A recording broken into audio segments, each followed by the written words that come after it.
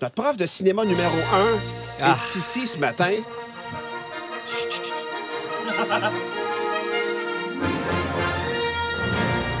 Ouais, paradoxalement, cette musique-là ne joue pas dans le film Solo. Exactement. Donc, on a un semi-orgasme pour rien.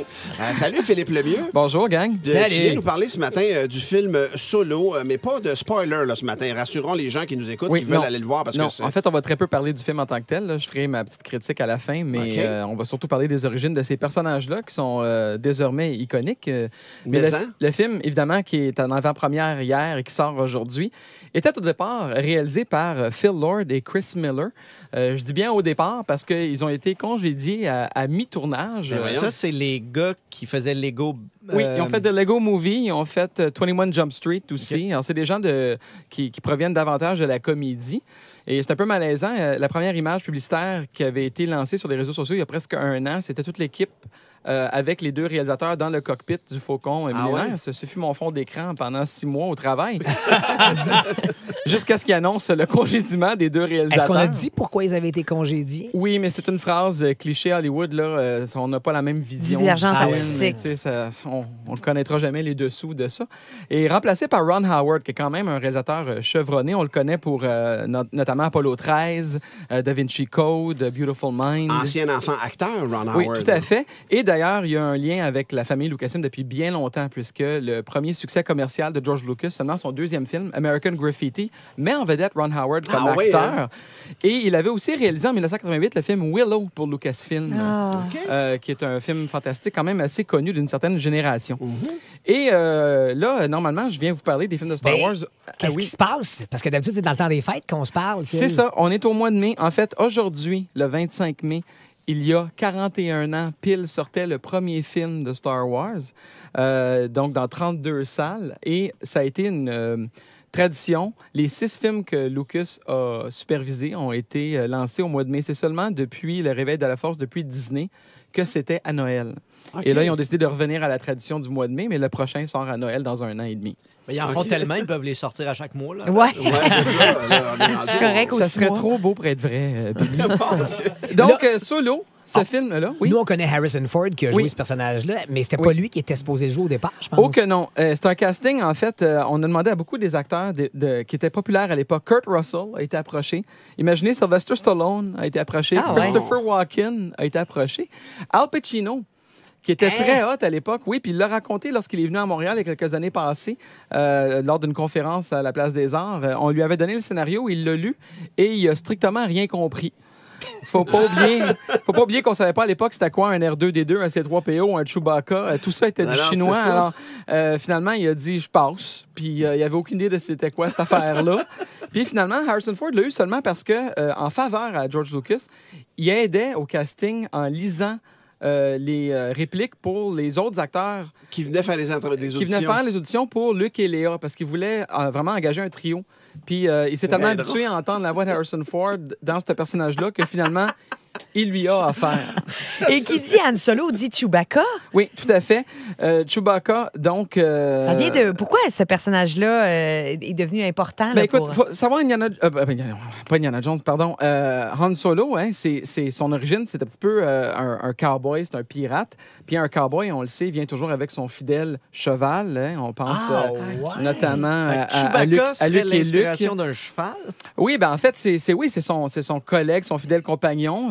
C'est un animal. Hein, il y a beaucoup. D'ailleurs, il ne parle pas avec des mots, il parle avec des grognements. Mais il y a une origine véritable dans la vraie vie, c'est que George Lucas avait un chien bien aimé qui était un malamute d'Alaska, qui était toujours assis dans le siège du copilote de son camion au moment où il réalisait ses premiers films. Et ça lui est resté comme image, cette espèce de gros copilote poilu assis à côté de lui. Alors, au moment d'écrire le scénario, il a décidé d'intégrer ce chien-là, dont le nom est Indiana. Donc, il est aussi à l'origine d'un autre personnage célèbre, aussi joué par Harrison Ford, qui est Indiana Jones. Et c'est aussi pour ça que mon propre chien se nomme Indiana. C'est en hommage à ce chien célèbre de l'histoire du cinéma. On parlait d'obsession un petit peu plus tôt à l'émission. On comprend la tienne, Philippe Lemieux. Oui, et Oui, effectivement. Il y a une chose par rapport au film qu'il faut retenir, évidemment, c'est que dans l'espace, il n'y en a pas de bouchon de circulation, et surtout lorsqu'on voyage à la vitesse lumière. Mon Dieu, on va là. Ce qui n'est pas le cas, évidemment, dans les rues de la grande région montréalaise, n'est-ce pas, Michel?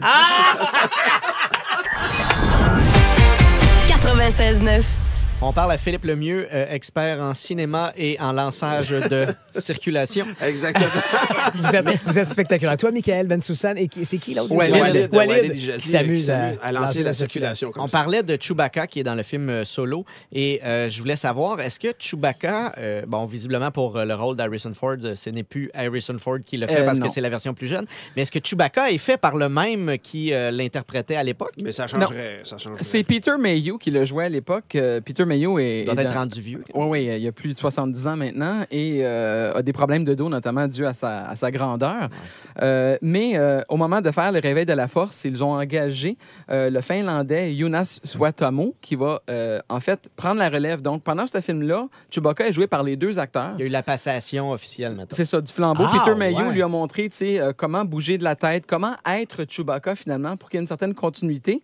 Et dans le dernier film, qui était Le Dernier Jedi, c'est entièrement le nouvel acteur qui l'interprète, oui? OK. comme c'est le cas dans le film d'hier soir.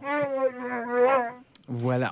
Mais c'est fou parce qu'on pourrait penser que c'est facile de juste mettre le costume de la bête poilue. C'est un jeu de mime. Puis- Et mais c'est voilà. complexe. C'est complexe. Ah ouais, pour vrai. Moi, j'aurais Oui. vraiment pensé Malsaut. Non. C'est qui joue Youpi, on s'en fout. Non, parce que dans la synergologie, dans le langage non verbal, là, un personnage apparaît. Donc, c'est important là, comment il bouge, comment il se déplace et tout ça. Donc, le nouveau film que j'ai été voir en solo hier, j'étais seul. Tes concepts. Ouais. C'est important de le dire, il y a une grosse présence québécoise dans ce film-là. Dans le générique. D'abord et avant tout, Hybride Technologies, qui ont leur bureau-chef à Piémont, donc pas très loin du cégep où j'enseigne, et qui sont célèbres pour les effets spéciaux de Sin City, de 300, de Avatar, en sont à leur 15e collaboration avec ILM. Alors, pour ceux qui ne savent pas, ILM, c'est Industrial Light and Magic. C'est la compagnie d'effets visuels la plus connue du monde entier, celle qui appartenait à George Lucas. Ils ont, depuis le Réveil de la Force, travaillé sur chacun des films de Star Wars. C'est en fait. malade. Au moment de travailler sur le Réveil de la Force, c'était le premier studio basé au Québec et l'un des rares à l'extérieur de la famille Disney qui travaillait sur Star Wars. Mais il faut aussi parler de Sylvaine Dufaux. C'est qui? Sylvaine Dufaux, c'est une cadreuse et directrice photo Oh! québécoise dont la carrière remonte, imaginez-vous donc, au déclin de l'Empire américain. Elle était deuxième assistante caméra sur ce film-là de Denis Arcand, mais elle a travaillé sur les 2 derniers X-Men, sur John Wick.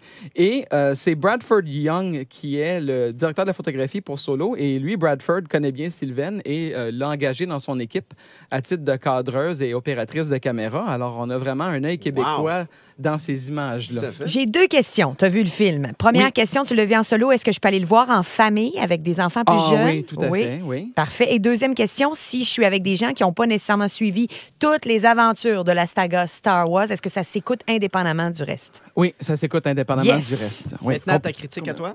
Moi, écoutez, j'ai trouvé que c'était un film divertissant. J'ai passé un bon moment. Les scènes d'action sont époustouflantes, mais c'est le film le plus inutile de la franchise. Oh, OK. On n'apprend rien de qui existe. plus? Non, c'est une mise en image de choses dont on a déjà parlé, notamment la première rencontre entre Chewbacca et Han Solo, comment il a fait pour gagner son vaisseau dans une partie de La carte partie de contre carte, Lando. ah ouais, OK. Ça, on le sait en écoutant les précédents films. Fait qu'on le voit. C'est bien de le voir, c'est amusant, mais ce film-là rajoute rien à la saga Star Wars. L'histoire n'avance pas. Alors que si on prend le premier spin-off qui était fait du Rogue surplace. One, quand il s'est apparu Rogue One il y a 2-3 ans, Ouais. là, on apprenait plein de trucs. C'est la distinction que tu fais. Donc. Oui, Rogue One, ça rajoutait toute une dimension au sacrifice que les rebelles ont fait pour obtenir les plans de l'Étoile Noire. Et la continuité avec Léa et Darth Vader était présente. Mais là, vraiment, là, ça rajoute rien du tout. Est-ce qu'on a fait le décompte de la durée de cette histoire-là en film? C'est rendu à quoi, 60 heures de film, plus que ça? Non, pas tant que ça. Pas tant Il y que a, ça? il y a 8 épisodes. Il y a eu OK. Rogue One. Et là, ça, c'est le 30 10e film. 30, peut-être 30 heures. Pas tout à fait. Non, 25-30 heures. ouais. merci beaucoup. Merci. Ça me Ça me frappait. fait plaisir. Ça me Et je veux frappait. saluer Julien Chabot sur la messagerie texte qui travaille chez Hybride. Ouais. Ah, ben, salut, Sylvain. C'est le fun. Il dit, on a fait 450 plans sur Solo. C'est hot quand même. 450 plans sont C'est issus énormément d'une de firme travail, montréalaise. énormément. Merci, de travail. profitez-en en fin de semaine pour aller le voir parce que ce sera pluvieux, comme j'ai dit à la météo, ce sera idéal pour aller faire un tour. Merci, Phil. Juste avant que tu partes, Phil, Oui. juste vous dire qu'il y a une guerre ouverte entre nos collaborateurs. Parce que Michael Bensoussan vient d'écrire « Il a mis la barre haute, mais je suis déjà en train d'écrire ma prochaine présentation de la circulation. » C'est des enfants, nos chroniqueurs. C'est l'enfer. On c'est sent que ça va l'enfer. être en lien de bouchon, artère bloquée, gastro. Il y a quelque chose Spécialiste dans un domaine, mais un peu botchant dans le reste. là.